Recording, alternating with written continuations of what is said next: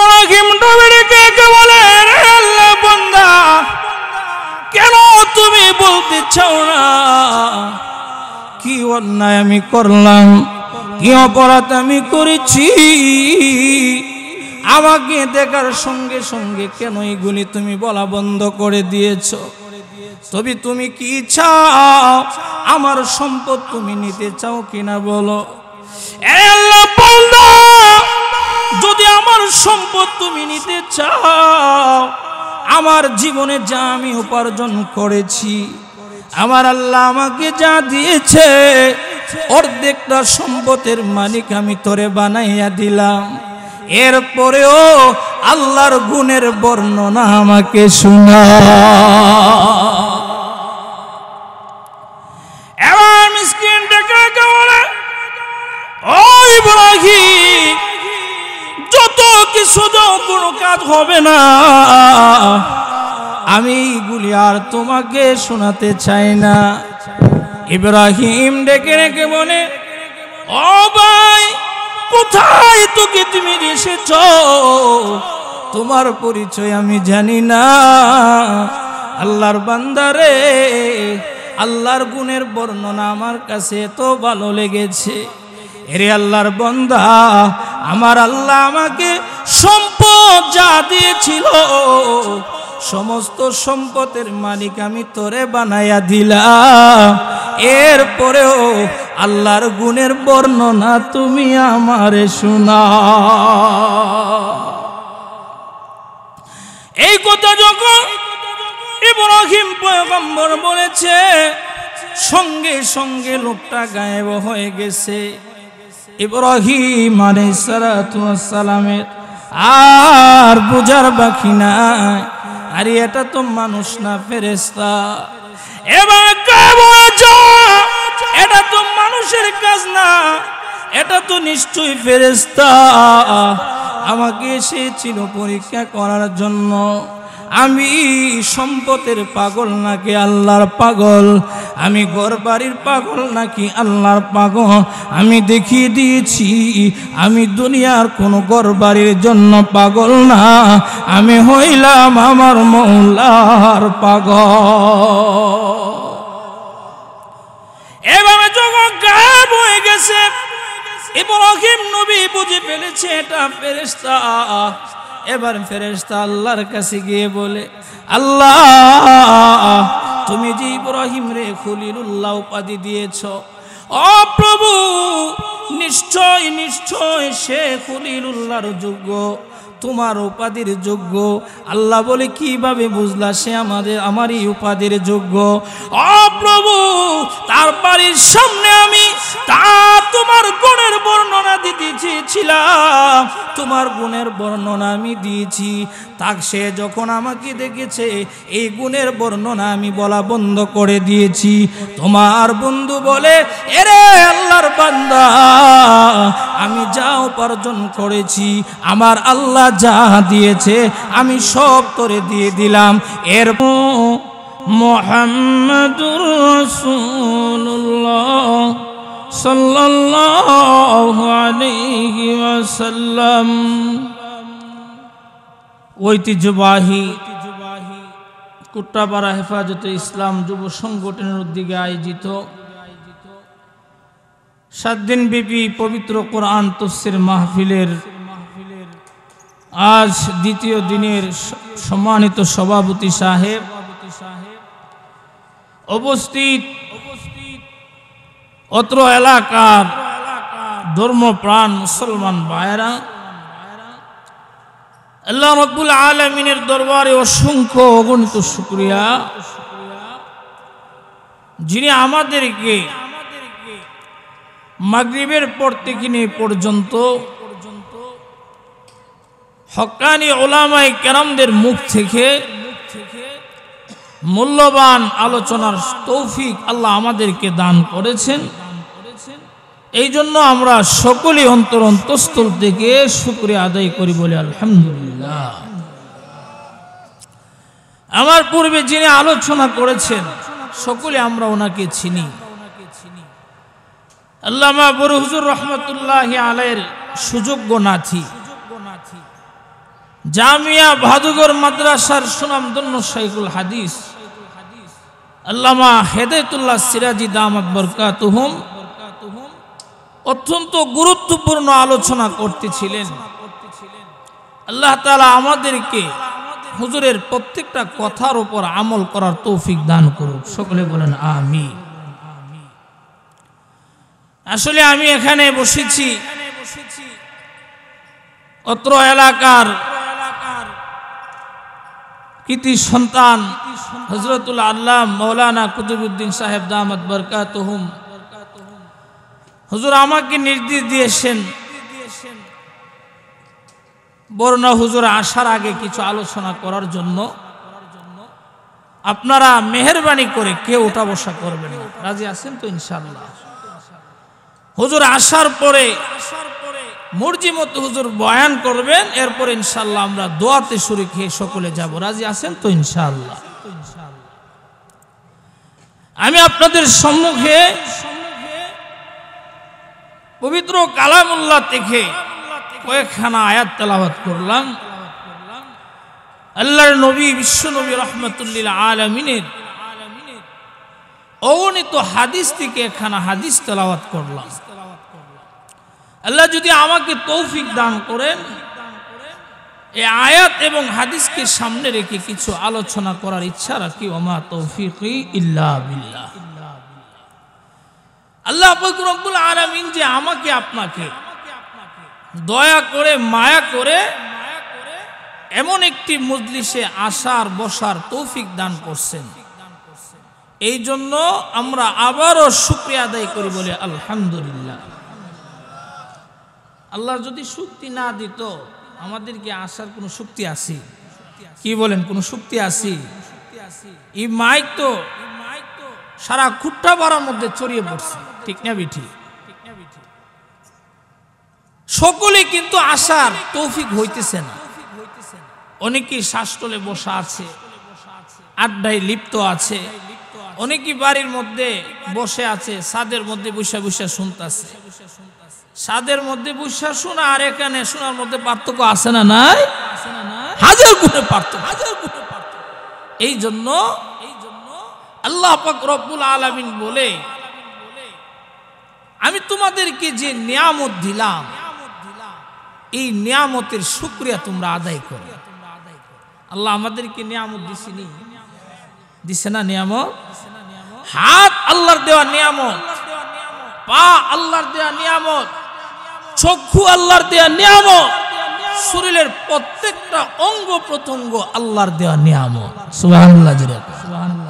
এই জন্য আল্লাহ ফরমান, লাইন শাকারতুম লাযীদান্নাকুম ওয়া লাইন কাফারতুম ইন্না আযাবী লাশাদীদ।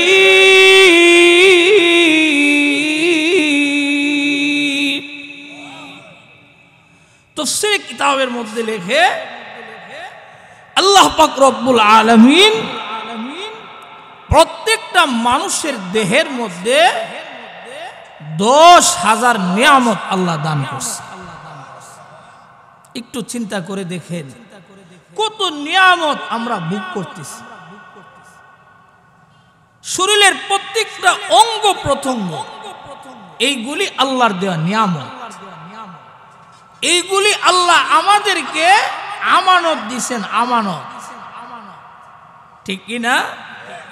এই আমানতের খেয়ানত যদি আমরা করি, হাসরের কঠিন দিবসে আল্লাহর সামনে আমার আপনার জবাব দিতে হবে, ঠিক না বিঠি?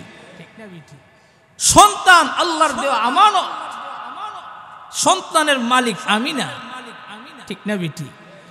স্ত্রী আল্লাহর দেওয়া আমানত, আমার ঘরের সম্পদ এইগুলি আল্লাহর দেওয়া আমানত।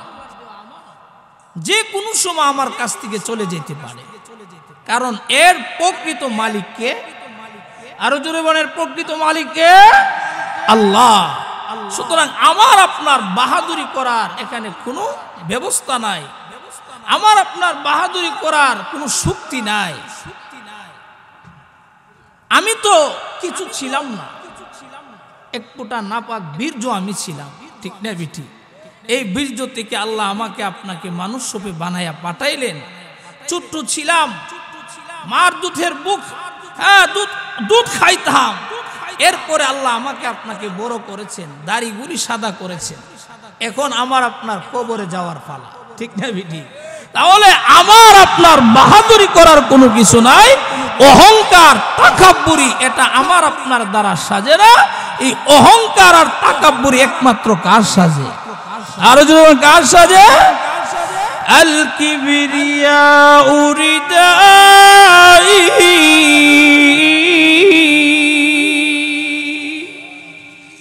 অহংকার তাকাব্বুরি এটা বলে আল্লাহ বলে এটা আমার চাদর। এই চাদর নিয়ে তোমরা টানাটানি করো, এই চাদর নিয়ে যদি তোমরা টানাটানি করো তাহলে তোমরা ধ্বংস হয়ে যাবে, ঠিক না বিঠি? আল্লাহ পাক রব্বুল আলামিন আমাকে আপনাকে বিনয়ের সঙ্গে বাকি জীবনটা পরিচালনা করার তৌফিক দান করুন। সকলে বলেন আমিন। আমি যে আয়াত তেলাওয়াত করেছি, এই আয়াতের মধ্যে আল্লাহ পাক রব্বুল আলামিন ফরমান, ইয়াউমা লা ইয়ানফাউ মালু ওয়ালা বানুন, ইয়াউমা লা ইয়ানফাউ মালু ওয়ালা বানুন। আল্লাহ বলেন তোমাদের সামনে এমন একটা দিন আসতেছে যেই দিনে তোমার ধন সম্পদ, বাড়ি গাড়ি, আত্মীয় স্বজন এইগুলি কোনো কাজে আসবে না। আচ্ছা বলেন এই দিনটা আমাদের সামনে আসে না নাই? ওই দিনটার নাম কি? কাল কিয়ামতের দিবস, ঠিক না বেটি? জোরে কন। আচ্ছা আপনারা বলেন কিয়ামতের দিবসে আমার সম্পদ কাজে আসবে, বাড়ি গাড়ি কাজে আসবে, আত্মীয় স্বজন কাজে আসবে, ধন সম্পদ কোনো কাজে আসবে? কোনো কিছু ওই হাসরের ময়দানে কাজে আসবে না। কি কাজে আসবে? আল্লাহর দরবারে আমরা কি নিয়ে হাজির হতে হবে? আল্লাহ পরের অংশতে বলেন, ইল্লা মান আতাল্লাহ বিকলবিন সালিম।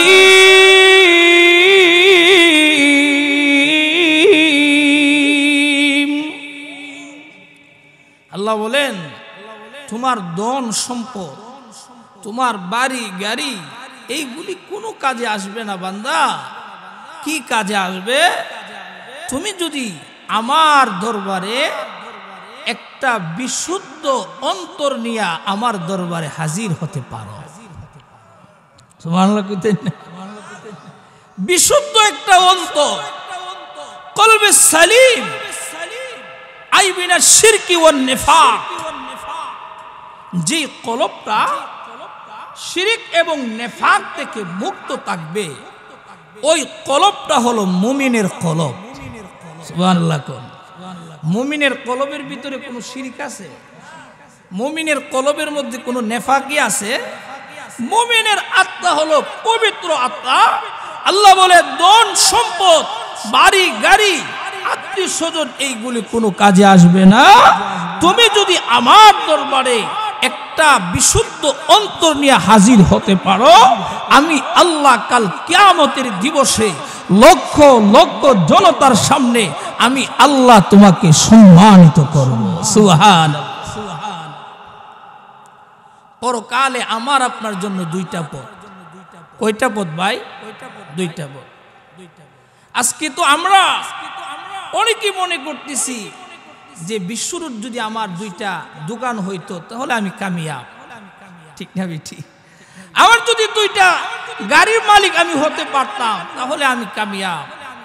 আল্লাহ বলে সত্যিকারের কামিয়াব কে? আল্লাহর নিকট সত্যিকারের কামিয়াব হলো আল্লাহ পাক রব্বুল আলামিন পবিত্র কালামুল্লাহর মধ্যে ফরমান, ফামা যুহজিহা আনিন নার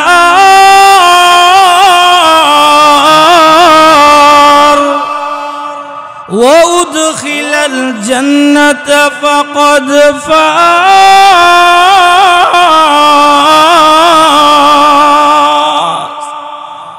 তো মনে করতেছো টাকার মালিক হলে সে কামিয়াব, সে ব্যাংক ব্যালেন্সের মালিক হলে কামিয়াব, বাড়ি গাড়ি ধন দৌলতের মালিক হলে কামিয়াব। আল্লাহ বলে না, হাসরের কঠিন দিবসে যাকে জাহান্নামের আগুন থেকে দূরে রাখা হবে এবং যাকে জান্নাতে প্রবেশ করানো হবে, ওই মানুষটাই হইল প্রকৃত কামিয়াব। সুবহানাল্লাহ জোরে। এটা কিন্তু আসল কামিয়াবি, ঠিক না ঠিক? আমার সম্পদ, আমার বাড়ি গাড়ি এগুলি আছে, কিন্তু আমি আল্লাহর কাজ করি না, আল্লাহকে চিনি না, নামাজ চিনি না, রোজা চিনি না, হজ যাকাত এগুলি আমি চিনি না, তোমার এই সম্পদ ছাড়ানোর কাজ হবে না, ঠিক না ঠিক? তাহলে আল্লাহর দরবারে আমরা বিশুদ্ধ অন্তর নিয়ে আল্লাহর দরবারে হাজির হতে হবে। রাজি আছেন তো ইনশাআল্লাহ? অন্তরকে বিশুদ্ধ করার জন্য আল্লাহ পাক রব্বুল আলামিন এমন কিছু বিধান দিয়েছেন, যেই বিধানগুলি প্রত্যেকটা মানুষের উপর মানা সহজ। গরিবের জন্য যেমন মানা সহজ, ধনীর জন্য মানা সহজ, এবং শক্তিশালী মানুষের জন্য যেমন মানা সহজ, দুর্বলের জন্য তেমন মানা সহজ, মোটা মানুষের জন্য যেমন সহজ, হ্যাংলা মানুষের জন্য এমন সহজ। আল্লাহ এমন কোন বিধান আমাদের উপর অর্পণ করেন নাই, এমন কোন হুকুম আল্লাহ আমাদেরকে দেন নাই যেই হুকুমটা বান্দার সাধ্যের বাহিরে, ঠিক না ঠিক? জোরে কর। লা ইউকাল্লিফুল্লাহু নাফসান ইল্লা বুসআহা।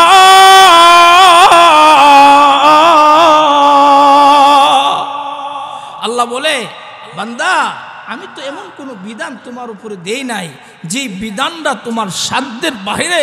ও বান্দা, ইচ্ছা করলে তুমি নামাজ পড়তে পারো, ইচ্ছা করলে তুমি রোজা রাখতে পারো, ইচ্ছা করলে তুমি হজ যাকাত আদায় করতে পারো, এইগুলি তুমি করো না কেন? শয়তানের কারণে, ঠিক না বিটি? জুড়ে খাও। শয়তানের ফাঁদে পড়ে আমি আল্লাহকে ভুলে গেছো, শয়তানের ফাঁদে পড়ে 5 ওয়াক্ত নামাজ ভুলে গেছো, শয়তানের দুখায় পড়ে আমি আল্লাহর নিয়ামতের কথাগুলি তুমি ভুলে গেছো। বান্দা ইচ্ছা করলে নামাজ পড়তে পারি। ইমাম সাহেব যদি জিজ্ঞাসা করে, ভাই নামাজটা, হুজুর লুঙ্গিটা ভালো না, আর এমন আছে না নাই? হুজুর এখন নামাজ পড়া কি করু, বিয়া শাদী করি নাই, বাচ্চা টাচ্চা হোক এরপরে। অথচ তুমি যে বাচ্চার বাবা হবা এর কোনো গ্যারান্টি আছে? কি বলেন? বাচ্চার বাবা হওয়ার কোনো গ্যারান্টি আছে? কোনো গ্যারান্টি নাই। আজকাল তো আমরা দেখি বৃদ্ধ যে হারে মারা যায় এর চাইতে বেশি মারা যায় যুবকরা, ঠিক না বেটি? জোরে বলে। যুবকরা দুনিয়া থেকে বিদায় হইতেছে, কিন্তু বৃদ্ধরা আলহামদুলিল্লাহ অনেক বছর দুনিয়াতে থাকতেছে।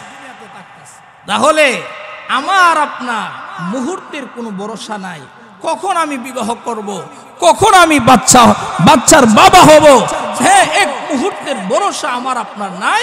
এই জন্য যেদিন শরীয়ত আমার উপর নামাজ রোজা ফরজ করেছে, যেদিন হজ যাকাত ফরজ করছে, ওই দিন থেকে আল্লাহর গোলামি চালিয়ে যেতে হবে। রাজি আছেন তো ইনশাআল্লাহ? দেখেন আজকে আমাদের মধ্যে অনেকে এমন আছে, একদিন নামাজ পড়লে আরেক ওয়াক্ত নামাজ পড়ে না। এমনও মুসল্লি আছে জুমার নামাজও পড়ার ক্ষমতা তারও না। আছে না নাই? জুমার নামাজ কি বলবেন? আমাদের এলাকার মধ্যে এক ভাই ঈদের নামাজ পড়ার সময় না, এত মুসলমান। আজকে আফসোস, মুসলমানের করে জন্মগ্রহণ করে আল্লাহর পরিচয় ঠিক মতে তারা পায় না, ঠিক না বিঠি? অথচ আল্লাহ পাক রব্বুল আলামিন তার নবীকে বলেন, ওয়াবুদ রাব্বাকা হাত্তা ইয়াতিয়াকাল ইয়াকিন।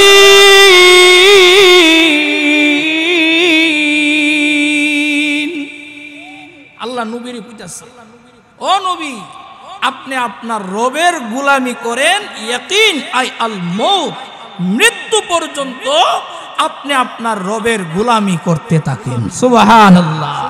ইবাদত একদিন না দুই দিন না, নামাজ একদিন না দুই দিন না, এই দেহের মধ্যে যতদিন পর্যন্ত প্রাণ থাকবে, এই দেহের মধ্যে যতদিন পর্যন্ত আত্মা থাকবে, আমি আপনি যতদিন পর্যন্ত সুস্থ থাকব, আমি আপনি যতদিন এই পৃথিবীতে থাকব, আজরাইল আসার আগ মুহূর্ত পর্যন্ত আল্লাহর গোলামি আমার আপনার চালিয়ে যেতে হবে। রাজি আছেন তো ইনশাআল্লাহ? তাহলে ইবাদত বন্দেগী একদিন না দুই দিন না, মৃত্যুর আগ পর্যন্ত। ঠিক না? ঠিক। নামাজ একদিন না দুই দিন না, মৃত্যুর আগ পর্যন্ত আল্লাহর গোলামি আমার আপনার চালিয়ে যেতে হবে। ভাই আওয়াজ না করি, মেহরবানি করে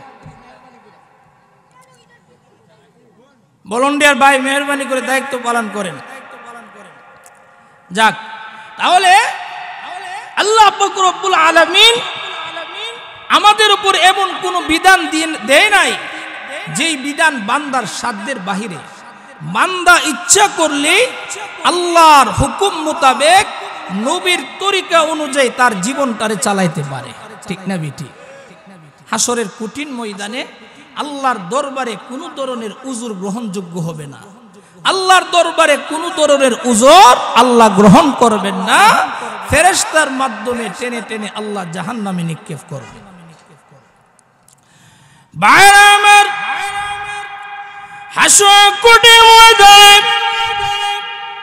সম্পদওয়ালা যখন আল্লাহকে ডেকে ডেকে বলবে, ও প্রভু,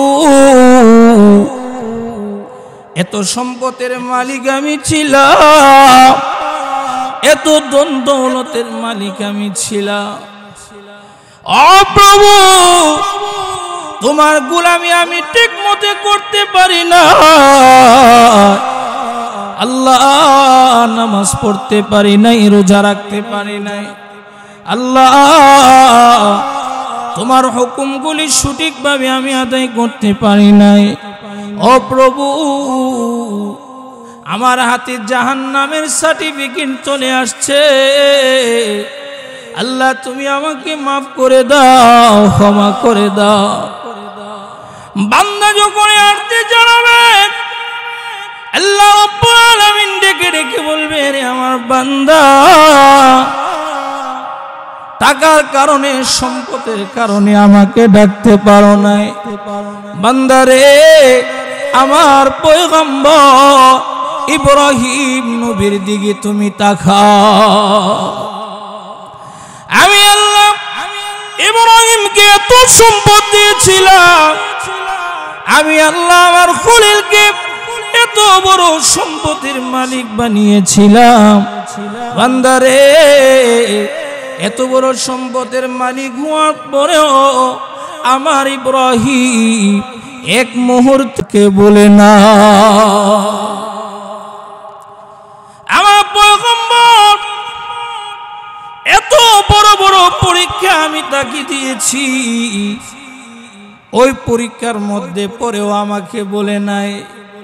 নমরুদের আগুনে পড়ে গেছে, জিবরাইল বলেছে ইব্রাহিম সাহায্য করতে চায়।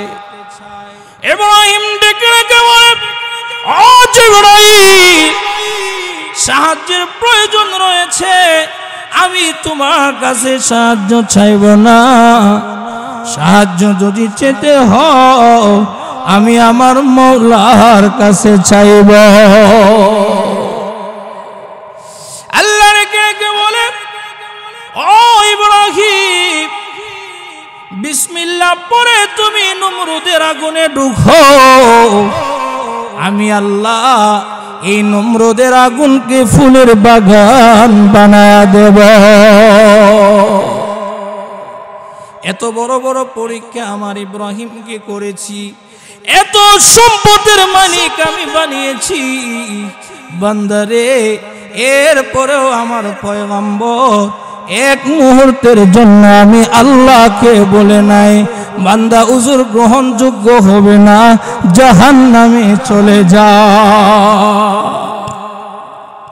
ইব্রাহিমকে আল্লাহ তাআলা এত সম্পদের মালিক বানাইছি।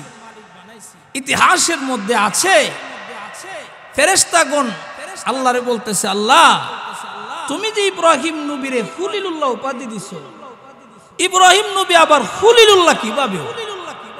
সে তো তোমার দুস্থ হতে পারে না, সে তো সম্পদের দুস্থ হবে, তোমার দুস্থ কিভাবে? সুবহানাল্লাহ জোরে কও। তখন আল্লাহ বলেন, ও ফেরেশতারা, আমি আল্লাহ যা দিয়েছি যথার্থ দিয়েছি, আমি আল্লাহর কোনো ভুল নাই। ইচ্ছা করলে আমার এই বান্দারে তোমরা পরীক্ষা করে দেখতে পারো। একবার ইব্রাহিম আলাইহিস সালাতু ওয়াস সালাম ঘরের মধ্যে বসা, এমন সময় কে যেন আল্লাহর গুণের বর্ণনা এইভাবে দিতেছে, সুবহানাল মুলকি ওয়াল মালাকুত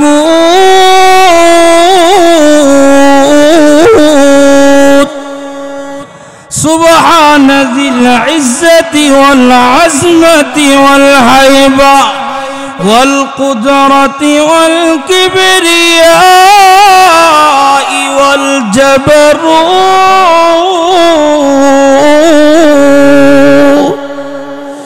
সুবহানাল মালিকিল হাইয়্যিল্লাযী লা ইয়ানামু ওয়া লা ইয়ামুতু আবাদান আবাদা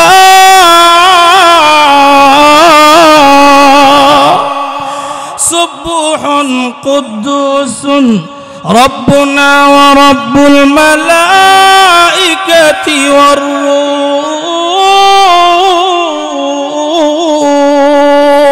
আল্লাহু আকবার জোরে বলে। আল্লাহর গুণের বর্ণনা এমন ভাবে যখন দিতেছে, এমন সময় ইব্রাহিম আলাইহিস সালাতু ওয়াস সালাম ঘর থেকে বাহির হয়ে দেখে একটা মিসকিন, সে বসে বসে এইভাবে আল্লাহর গুণের বর্ণনা দিতেছে। সুবহানাল্লাহ। ইব্রাহিম পয়গম্বর ডেকে ডেকে বলে, রে আল্লাহর বান্দা তুমি কে? আল্লাহর বান্দা রে, তোমাকে তো আমি চিনলাম না, কোথায় তোমার বাড়ি? এত সুন্দর করে আমার মওলার গুণের বর্ণনা তুমি বলতেছো, আমাকে দেখার সঙ্গে সঙ্গে এই শব্দগুলি তুমি কেন পড়া বন্ধ করে দিয়েছো? এবার আগত লোকটা রেখে রেখে মনে, ইব্রাহিম আর আল্লাহর গুণের বর্ণনা আমি বলতে চাই না। ইব্রাহিম রেখে রেখে বলে, রে আল্লাহ বান্দা, কেন তুমি বলতে চাও না? কি অন্যায় আমি করলাম, কি অপরাধ আমি করেছি? আমাকে দেখার সঙ্গে সঙ্গে কেন এগুলি তুমি বলা বন্ধ করে দিয়েছো? তবে তুমি কি চাও? আমার সম্পদ তুমি নিতে চাও কিনা বলো। আল্লাহ বান্দা, যদি আমার সম্পদ তুমি নিতে চাও, আমার জীবনে যা আমি উপার্জন করেছি, আমার আল্লাহ আমাকে যা দিয়েছে, অর্ধেকটা সম্পদের মালিক আমি তোরে বানাইয়া দিলাম। এরপরেও আল্লাহর গুণের বর্ণনা আমাকে শোনা। এবার মিসকিন ডেকে বলে, ও ইব্রাহিম, যত কিছু দাও কোনো কাজ হবে না, আমি এইগুলি আর তোমাকে শোনাতে চাই না। ইব্রাহিম ডেকে ডেকে বলে, ও ভাই, কোথায় তোকে তুমি এসেছ? তোমার পরিচয় আমি জানি না। আল্লাহর বান্দারে, আল্লাহর গুণের বর্ণনা আমার কাছে এত ভালো লেগেছে। এরে আল্লাহর বান্দা, আমার আল্লাহ আমাকে সম্পদ যা দিয়েছিল, সমস্ত সম্পদের মালিক আমি তোরে বানাইয়া দিলাম। এরপরেও আল্লাহর গুণের বর্ণনা তুমি আমারে শোনা। এই কথা যখন ইব্রাহিম পয়গম্বর বলেছে, সঙ্গে সঙ্গে লোকটা গায়েব হয়ে গেছে। ইব্রাহিম আলাইহিস সালাতু ওয়াস সালামের আর বুঝার বাকি নাই, আরে এটা তো মানুষ না, ফেরেশতা। এবার এটা তো মানুষের কাজ না, এটা তো নিশ্চয়ই ফেরেশতা। আমাকে এসেছিল পরীক্ষা করার জন্য। আমি সম্পদের পাগল নাকি আল্লাহর পাগল, আমি ঘরবাড়ির পাগল নাকি আল্লাহর পাগল। আমি দেখিয়ে দিয়েছি আমি দুনিয়ার কোনো ঘরবাড়ির জন্য পাগল না, আমি হইলাম আমার মৌলার পাগল। এভাবে যখন গায়েব হয়ে গেছে, ইব্রাহিম নবী বুঝে ফেলেছে এটা ফেরেশতা। এবার ফেরেশতা আল্লাহর কাছে গিয়ে বলে, আল্লাহ তুমি যে ইব্রাহিম রে খলিলুল্লাহ উপাধি দিয়েছ, ও প্রভু নিশ্চয় নিশ্চয় সে খলিলুল্লাহর যোগ্য, তোমার উপাধির যোগ্য। আল্লাহ বলে কিভাবে বুঝলা সে আমারই উপাধির যোগ্য? ও প্রভু তার বাড়ির সামনে আমি তোমার গুণের বর্ণনা দিতে চেয়েছিলাম, তোমার গুণের বর্ণনা আমি দিয়েছি। তাক সে যখন আমাকে দেখেছে এই গুণের বর্ণনা আমি বলা বন্ধ করে দিয়েছি। তোমার বন্ধু বলে, এরে আল্লাহর বান্দা আমি যা উপার্জন করেছি আমার আল্লাহ যা দিয়েছে আমি সব তোরে দিয়ে দিলাম, এরপরেও আল্লাহর গুণের বর্ণনা আমারে শোনা। আল্লাহ তুমি যে ইব্রাহিম রে টাইটেল দিছো, নিঃসন্দেহে এই টাইটেলের যোগ্য হলো ইব্রাহিম। সুবহানাল্লাহ।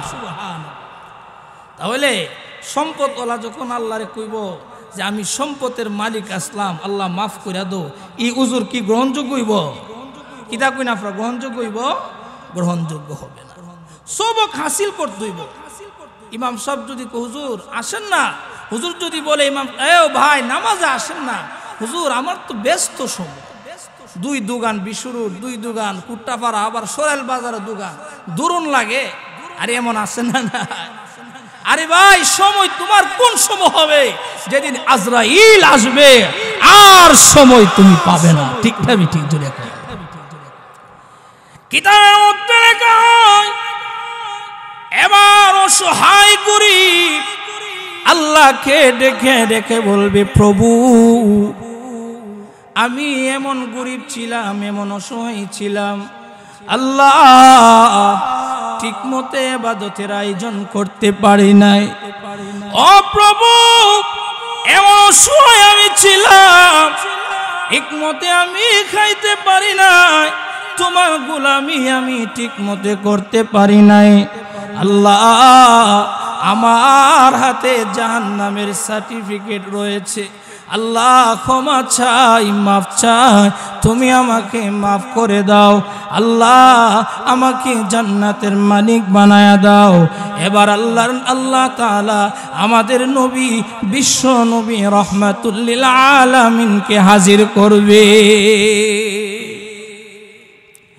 আল্লাহ রেখে বলবে, এরে আমার বান্দা দারিদ্রতার কারণে, অভাবের কারণে আমার গোলামি ঠিক মতে তুমি করতে পারো না, তাকাও আমার নবীর দিকে।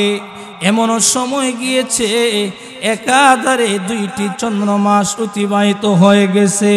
আল্লাহর নবী, বিশ্ব নবী রহমাতুল লিল আলামিনের ঘরের চুলার মধ্যে আগুন জ্বলে নাই। ঠিক না বিধি? আল্লাহ রেখে বলে, ও বান্দা যাকে সৃষ্টি না করলে আমি আল্লাহ কুল কায়নাত সৃষ্টি করতাম না। আমার পরে যার মর্যাদা, আমার পরে যার সম্মান, আমার পরে যার ইজ্জত, আমার প্রিয় বান্দা। এমন সময় গিয়েছে একাধারে 2টি চন্দ্রমাস চলে গেছে, আমার নবীর পেটের ভিতরে, পেটের মধ্যে পাথর বেঁধেছে, এরপরেও আমার নবী এক মুহূর্তের জন্য আমি আল্লাহকে বলে না। রাইসুল মুফাসসির আল্লামা ফরুজুর রহমাতুল্লাহি আলাইহি মাওয়াইদুস সিরাজের মধ্যে লিখেছে, হযরত ওমর একবার আল্লাহর নবীর দরবারে আসলেন। এসে দেখে আল্লাহর নবী, বিশ্ব নবী রাহমাতুল লিল আলামিন খেজুর পাতার চাটাইয়ের মধ্যে আল্লাহর নবী শুয়ে আছে। এই চাটাইয়ের দাগগুলি আল্লাহর নবীর পিঠ মুবারকের মধ্যে লেগে আছে। হযরত চোখের পানি ধরে রাখতে পারলেন না। আল্লাহর নবী ডেকে ডেকে বলে, ওমর রে, তুমি কেন কাঁদো? তোমার চোখের মধ্যে কেন পানি? ওমর ডেকে ডেকে বলে, ইয়া রাসূলুল্লাহ, ইয়া হাবিবাল্লাহ, রোম পারস্যের সম্রাট নবীজি তাদের বাদশাহী ক্ষণস্থায়ী জিন্দেগির জন্যে, ইয়া রাসূলুল্লাহ, তারা কত দামি দামি কার্পেট ব্যবহার করে, কত দামি দামি বানিশ তারা ব্যবহার করে, কত দামি দামি উন্নত মানের খাবার তারা খাইতেছে, কত দামি দামি বিছানা তারা ব্যবহার করে। ওগো নবীজি, আর আপনি তো হলেন সর্বকালের সর্বযুগের সর্বশ্রেষ্ঠ মহামানব। ও নবী, আপনার ঘরের মধ্যে ভালো একটা বিছানা না, এই বিছানার মধ্যে যে আপনি আরাম করবেন ভালো একটা বালিশ নাই, যে বালিশের মধ্যে আপনি আরাম করবেন ভালো কোনো খাবারের ব্যবস্থা নাই। ইয়া রাসূলুল্লাহ, এই অবস্থা দেখে আমি উমরের চোখের পানি ধরে রাখতে পারি না।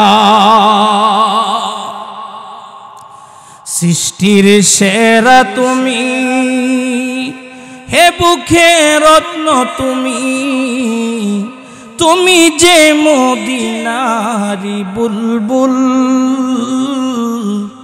তোমাকে চিনতে করিনি ভুল। হে রাসূল, তোমাকে চিনতে করিনি ভুল। ঠিক না ঠিক ধরে খাও। এই দুনিয়ায় না পাই যদি তোমারই দেখা, এই দুনিয়ায় না পাই যদি তোমারই দেখা, পরকালে না পাই যদি তোমারই দেখা, তবে আমি হারাবো যে দুকুল, তোমাকে চিনতে করিনি ভুল। হে রাসূল, তোমাকে চিনতে করিনি ভুল। ঠিক না বিঠি? আমার সময় গিয়েছে, পেটের মধ্যে আল্লাহর নবী পাথর বাঁধা অবস্থায়, খাবার নাই। এরপরেও বিশ্ব নবী রহমাতুল লিল আলামিন আল্লাহর ইবাদত বন্দেগী এমন ভাবে করছে, পা মুবারক পেটে পেটে রক্ত বাইর হয়েছে। সাহাবায়ে বলেন, ইয়া রাসূলুল্লাহ, ইয়া হাবিবাল্লাহ, আল্লাহ পাক রব্বুল আলামিন আপনার আগে পিছনের যত ত্রুটি বিচ্যুতি রয়েছে আল্লাহ ক্ষমা করে দিয়েছে।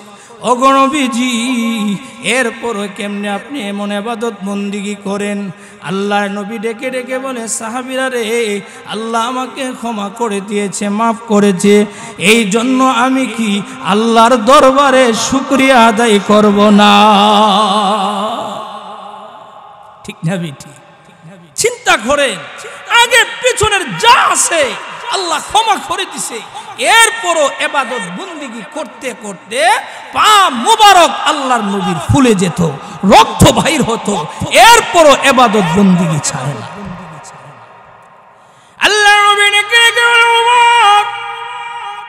রোম পারস্যের সম্রাট তাদের বাদশাহী ক্ষণস্থায়ী জিন্দেগির জন্য এই পৃথিবীর থেকে যখন তারা বিদায় নিয়ে চলে যাবে, আখিরাতের যত নিয়ামত রয়েছে, জান্নাতের যত নিয়ামত রয়েছে আল্লাহ বেঈমানদের জন্য হারাম করে রেখেছেন। সুবহানাল্লাহ।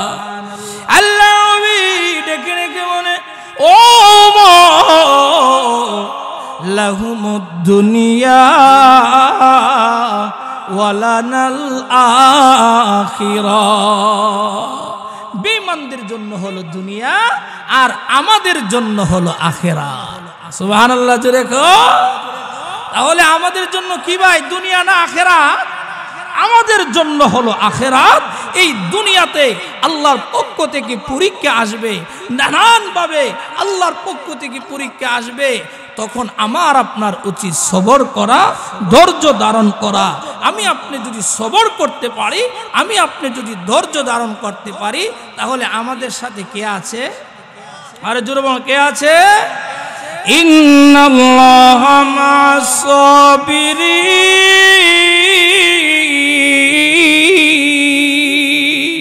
তারা সবর করবে, যারা ধৈর্য ধারণ করবে, তাদের সাথে আল্লাহ আছে, চিন্তার কোনো কারণ নাই। ঠিক না বিঠি? তাহলে বোঝা গেল এই পৃথিবীতে আমরা আল্লাহর পক্ষ থেকে যে পরীক্ষাগুলি আসবে, এই পরীক্ষার মধ্যে আমরা উত্তীর্ণ হতে হবে, ধৈর্য ধারণ করতে হবে। আমরা এই পরীক্ষার ফল আল্লাহ আমাদেরকে আখিরাতে দান করবেন। সুবহানাল্লাহ জোরে কোন।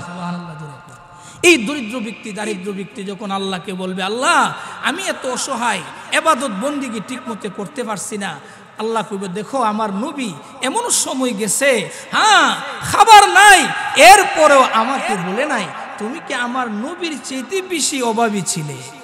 সুবহানাল্লাহ।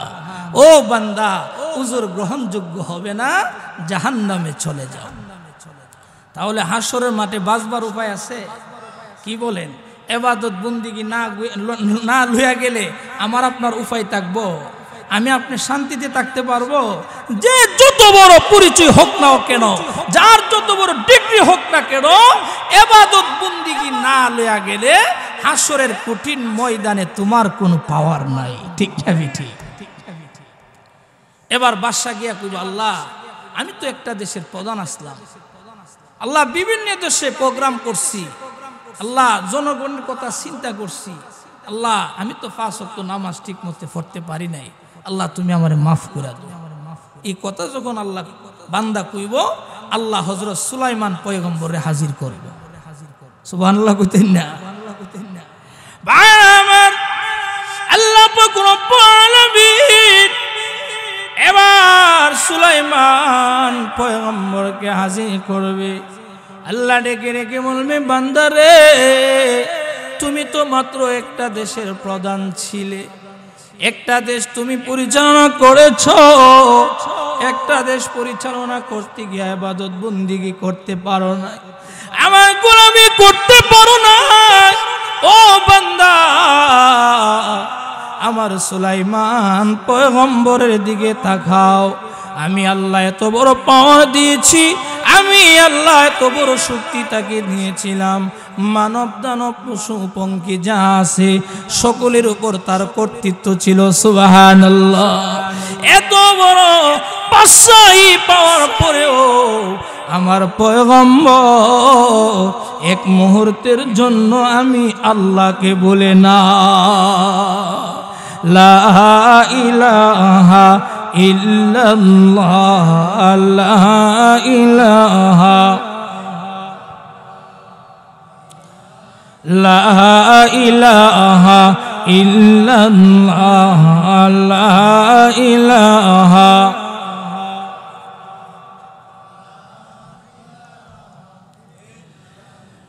লা ইলাহা ইল্লাল্লাহ, লা ইলাহা,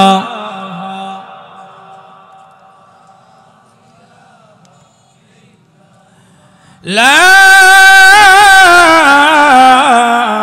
ইলাহা ইল্লাল্লাহ মুহাম্মাদুর রাসূলুল্লাহ সাল্লাল্লাহু আলাইহি ওয়াসাল্লাম।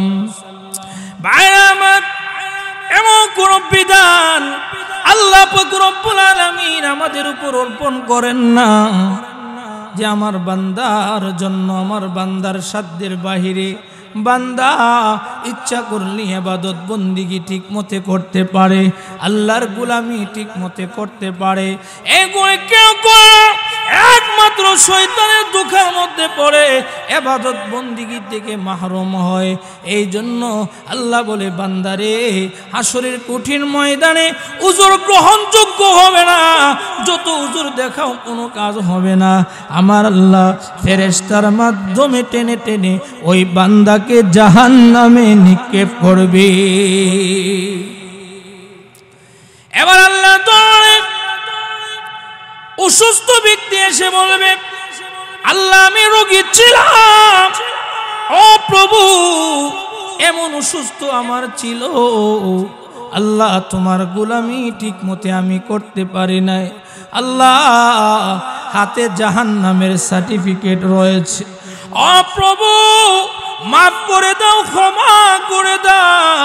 আল্লাহ পাক রব্বুল আলামিন ওই সময় হযরত আইয়ুব আলাইহিস সালাতু ওয়াস সালামকে হাজির করবে। আল্লাহ বলবে, বান্দা তুমি কি আইয়ুব থেকেও বেশি অসুস্থ ছিলে?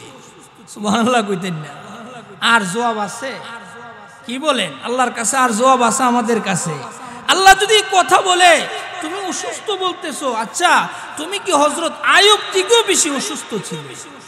সুবহানাল্লাহ। হাসরের মাঠে এর জবাব আমি আপনি দিতে পারতাম না। আমরা যারা অসুস্থ আছি, যারা এই কথা এখনো কইবেন, হ্যাঁ বলার জন্য রেডি হয়ে রাখছুন যে আল্লাহ জিঙ্গাইলে কুবনে শুইল বালা আছে, কি ওই কাম হইব? আল্লাহর কাছে হুজুর গ্রহণযোগ্য হইব? তখন আল্লাহ বলবে, তাকাও আমার পয়গম্বর আইয়ুবের দিকে, এমন সময় গিয়েছে আল্লাহু আকবার, কিতাবের মধ্যে লেখে সারা শরীরের মধ্যে পোকামাকড় ছিল, উনি কুষ্ঠরোগে আক্রান্ত ছিলেন, এত দুর্গন্ধ ওনার শরীরের মধ্যে ছিলেন, এলাকার মানুষ তার প্রতি বিরক্ত হইয়া এই গন্ধ সহ্য না করতে পেরে জঙ্গলের মধ্যে ওনাকে রেখে এসেছেন। সুবহানাল্লাহ কন্যা। ওনার পাশে কেহ ছিল না, একমাত্র প্রিয়তমা স্ত্রী বিবি রহিমা তার সঙ্গে ছিল। হযরত আনাস রাদিয়াল্লাহু তাআলা আনহু বলেন যে ওনার রোগের যে রোগটা, এটা 7 বছর কয়েক মাস ছিল, এত বড় মেয়াদি, এত লম্বা অসুস্থ উনি ছিলেন, দীর্ঘ জীবনে এত অসুস্থ ছিলেন, এরপরেও হ্যাঁ ওনার চোখে মুখে কোনো বিরক্ত ছিল না। সুবহানাল্লাহ। সবর ছিল, ধৈর্য ছিল, সবর করেছেন, ধৈর্য ধারণ করেছেন। সুবহানাল্লাহ। এই জন্য বলা হয় সবর যদি করতে হয়, ধৈর্য যদি ধারণ করতে হয়, হযরত আইয়ুবের মতো ধৈর্য ধারণ করো। সুবহানাল্লাহ জোরে করো। তাহলে আমাদের উপর যখন বিপদ আপদ আসবে, তাহলে আমার আপনার উচিত ধৈর্য ধারণ করা, সবর করা, ঠিক না ঠিক? সবর করব তো ইনশাআল্লাহ। অনেকে এমন আছে বিপদ আসলে আল্লাহরে গালিগুলাজ করে, আর এমন আছে না? না, আল্লাহ আমারে দেখছে আর মানুষ পাইছে না, উমুকের ফুট 60টা টাটা ফুরে মরতারে না, আর এমন আছে না? নাই, নাউজুবিল্লাহ জোরে কও। আমার ফুটটারে আল্লাহ দেখছে। কে বলছে সে তোমার ছেলে? সে তো আল্লাহর দেওয়া আমানত, ঠিক না ঠিক? আল্লাহর দেওয়া আমানত আল্লাহ নিয়ে গেছে, সুতরাং এখানে আমার আপনার দুঃখ করার কোনো কিছু নাই। বয়ানের শুরুতে বলছি, যা কিছু আছে সব কিছুর মালিক কে ভাই? আরো জোরে, সব কিছুর মালিক হে আল্লাহ। আমার জীবনে যা কিছু হবে সব কিছুর মালিক হলো আমার আল্লাহ, ঠিক না ঠিক? মাল্লাহুল মাওলা ফালাহুল কুল। আমি যদি এমন ভাবে চলি, আমার চলা ফিরা, আমার ঘুম খাওয়া, আমার নামাজ রোজা হজ যাকাত সবকিছু কার জন্যে? আল্লাহর জন্যে। আল্লাহর জন্য যদি আমি করি, আমার মৌলা আমার হয়ে যাবে। সুবহানাল্লাহ। তাহলে মাল্লাহুল মাওলা ফালাহুল কুল, মৌলা যার হয়ে যায় সারা দুনিয়াই তার, দুনিয়াও তার, আখিরাতও তার, ঠিক না ঠিক? এই জন্য নামাজ কাকে রাজি করার জন্য পড়ব? আরো জোরে বলেন, কাকে রাজি করার জন্য? রোজা কাকে রাজি করার জন্য? আল্লাহকে রাজি করার জন্য। আল্লাহ বলেন, কুল ইন্না সালাতি ওয়া নুসুকি ওয়া মাহইয়ায়া ওয়া মামাতি লিল্লাহি রাব্বিল আলামিন।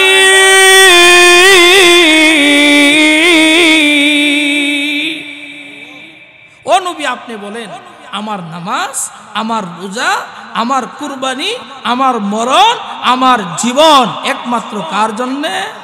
আরো জোরে বলেন, কার জন্য? আল্লাহর জন্য। আইয়ুব আলাইহিস সালাতু ওয়াস সালাম এত বড় রোগে ভোগার পরেও ওনার চেহারার মধ্যে বিরক্তি ভাব ছিল না, উনি সবর করেছেন, ধৈর্য ধারণ করেছেন। সুবহানাল্লাহ। আমার ওনার সঙ্গে কেউ ছিল না, একমাত্র প্রিয়তমা স্ত্রী বিবি রহিমা ছিল। আল্লাহ পাক রব্বুল আলামিন